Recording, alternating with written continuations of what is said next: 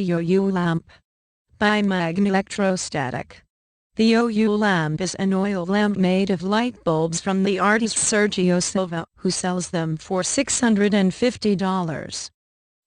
I agree that it does look nice, but the materials only cost about $10. Paraffin oil, a wick, 2 burned out light bulbs, a piece of wood, black gloss paint, 12 neodymium magnets, 8 small cylindrical magnets, 2 large cylindrical magnets, 2 spherical magnets, epoxy.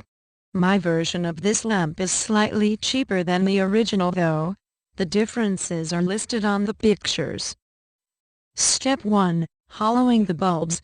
For this lamp to look nice, the small black piece of glass on the base of the bulb must remain intact, which means the entire base must be removed, as opposed to breaking the glass off.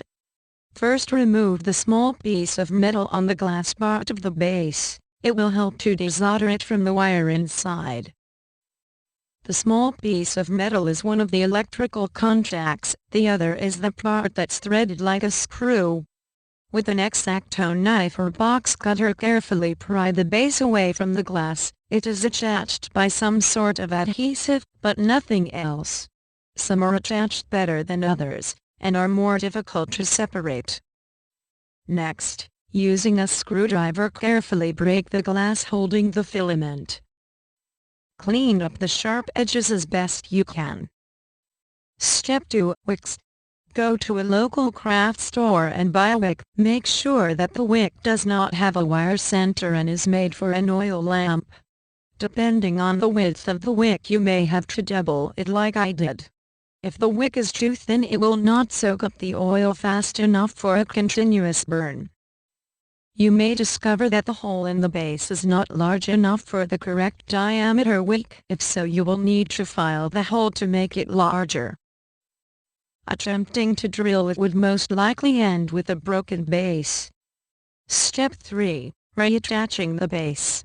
The base must be removable to allow refueling, and though it would probably stay on because of its weight, I felt it needed to be more secure, so I attached it with magnets. On the glass part of the bulb where base attaches to, there are 2 small indentations which provide enough space for a small neodymium magnet to be attached to the inside of the base.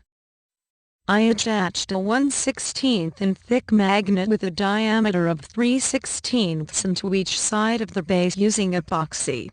On the inside of the bulb, where the indentations are, I did the same.